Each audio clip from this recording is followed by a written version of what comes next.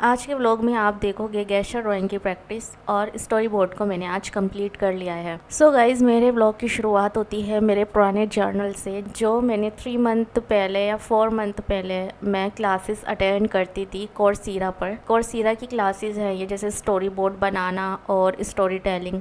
तो ये लेक्चर मैंने नोट किए हुए थे। तो इस दौरान मैंने देखा कि मैंने गेस्चर ड्राइंग की क्लासेस अटेंड की हुई हैं, और ये क्लासेस जो है ये क्लासेस मैंने यूडेमी से सीख रही थी। तो उस दौरान ये हुआ, मैंने इन सारी चीज़ों को छोड़ दिया।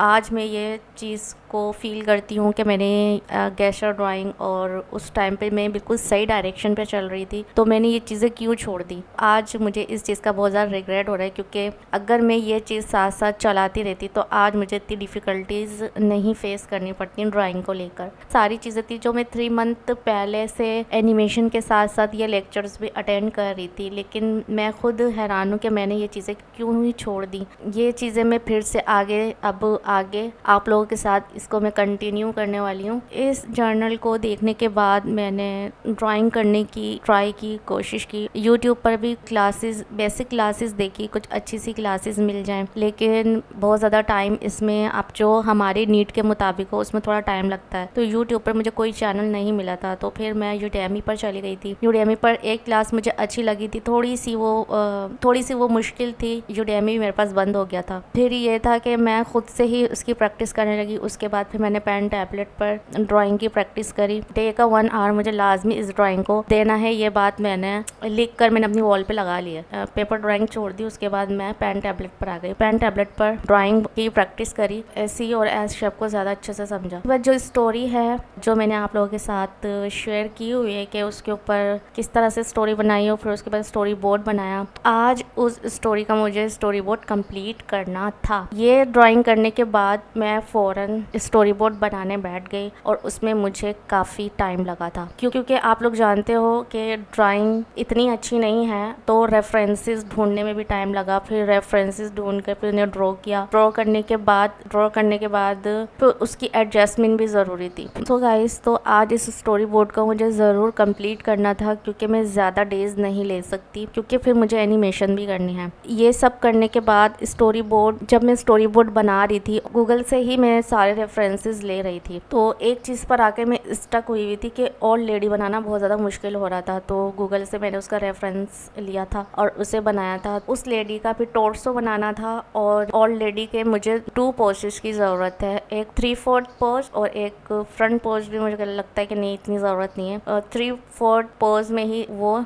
एनिमेट हो जाएगी, उसे कहानी का इतना ही रोल है। उसके बाद था कि उस लेडी के हाथ में जो बुक थी उसको पूरा जो है स्क्रीन पर दिखाना था, मतलब 90/20 10/80 की स्क्रीन पर उसको दिखाना था। फिर सारी चीज़ें जो है कॉपी पेस्ट ही कर रही थी, क्योंकि इश्यूज आप जानते हो। ये चीज़ें मैं मैनेज करके मैं इस स्टोरी बोर्ड को कंप्लीट करना चाह रही थी हर हाल में। फिर इसके बाद एक सीन ये था कि बुक जो है लड़की हाथ में पकड़ेगी, ये वाला रेफरेंस ढूंढा, इसको बनाया। लास्ट सीन में ये था कि ये बुक पढ़ के उस लड़की की आंखों में आंसू आ जाएंगे। उन्हीं चीज़ों में से कट करके कॉपी पेस्ट करके मैं इस स्टोरी बोर्ड को तरतीब दे रही। एक विंडो दिखानी है, और फिर बारिश हो रही होगी, ये सीन दिखाना है। फिर वो लड़की आएगी और एक सर्कल बनाए। मैं ये सोच रही थी कि पानी बाहर गिरेगा तो सर्कल वो फिर रूम के अंदर से कैसे बनाएगी। तो वैसे भी एक प्रैक्टिस स्टोरी है, मैं ये सोच रही थी कि मैं ज़्यादा ना सोच, लेकिन देखती हूँ क्या पता एनिमेशन करते वक्त कुछ चीज़ें चेंज हो जाएं। ऐसा हो जाता है अक्सर। रैन एनिमेशन मैंने अपनी डेली प्रैक्टिस में की हुई थी, तो उसी रैन को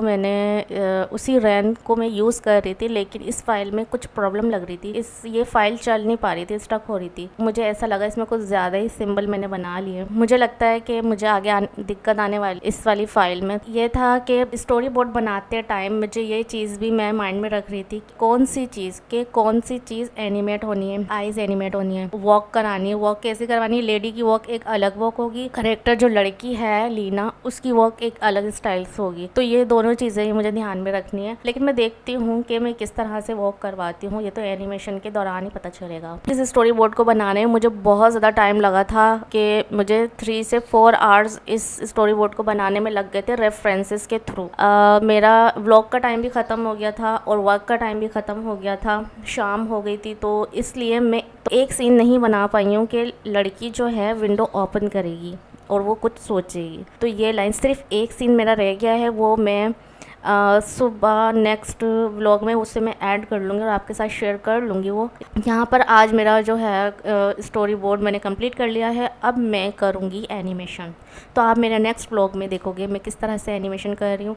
कुछ चीज़ें बहुत ज़्यादा मुश्किल होने वाली हैं, तो प्लीज़ आप लोग मुझे गाइड करना, क्योंकि एनिमेशन के दौरान सिम्बल्स को किस तरह से यूज़ करते हैं ये मुझे थोड़ी सी प्रॉब्लम आ जाती है। अब मुझे ये नहीं पता कि मैं फ्रेम बाय फ्रेम एनिमेशन की तरफ ना चली जाऊं और सिंबल के थ्रू एनिमेशन करूं। अभी मुझे इस चीज़ का कोई भी आइडिया नहीं है। जब मैं एनिमेशन करूंगी ये मैं तभी जानूंगी। बैकग्राउंड के लिए मैं ये सोच रही थी कि मैं फ़ोटोशॉप के ऊपर अगर मैं बनाती हूँ और अगर फ़ोटोशॉप पर बैकग्राउंड अगर मैं बनाने बैठूँगी तो उसमें भी आपको पता है टाइम लगेगा खुद से बैकग्राउंड बनाने में। मुझे जो बैकग्राउंड हमेशा पसंद आते हैं, मैं यूट्यूब पे देखती हूँ, तो मुझे फ़ोटोशॉप के बैकग्राउंड बहुत अच्छे लगते हैं। और सर वरुण ने भी एक वीडियो बैकग्राउंड के ऊपर बनाई थी और वो फ़ोटोशॉप के ऊपर बैकग्राउंड बना रहे थे, तो मुझे ना बहुत अच्छा लग रहा था। तो मैं भी ये चाह रही थी कि मैं बैकग्राउंड खुद से बनाऊँ, लेकिन अभी ये मैंने डिसाइड नहीं किया है। अभी रात को सोने से पहले सोचूंगी बैकग्राउंड खुद बनाऊँ या फिर मैं इसको